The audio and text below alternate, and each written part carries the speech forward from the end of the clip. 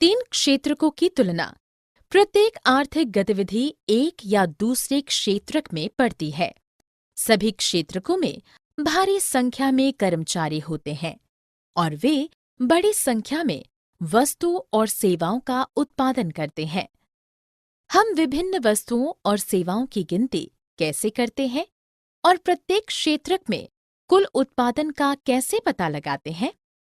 वस्तु और सेवाओं का बड़े पैमाने पर उत्पादन किया जाता है। अर्थशास्त्रियों का सुझाव है कि वास्तविक मात्रा जोड़ने के बजाय वस्तु और सेवाओं का मूल्य जोड़ना जाना चाहिए, क्योंकि मात्रा जोड़ना एक कठिन कार्य होगा, लगभग असंभव। एक सावधानी बरती जानी चाहिए कि वस्तुओं और सेवाओं के अंतिम मूल्य को ही जोड़ा जाना चाहिए, क्योंकि अंतिम मूल्य में पहले से ही अंतिम वस्तु के उत्पादन में उपयोग की जाने वाली मध्यवर्ती वस्तुओं का मूल्य सम्मिलित होता है। उदाहरण, एक किसान आटा मिल को 12 रुपये प्रति किलो के हिसाब से गेहूं बेचता है। मिल गेहूं की पिसाई करके एक ब्रेड कंपनी को 18 रुपये किलो के हिसाब से आटा बेचती है, जो ब्रेड बनाने के लिए उसमें आटा, चीनी, तेल आदि का उपयोग करता है और ब्रेड को 25 रुपये प्रति पैकेट के हिसाब से बेचती है। ब्रेड अंतिम उत्पाद है। मध्यवर्ती वस्तुओं का उपयोग पूरी तरह से अंतिम उत्पाद में हो जाता है।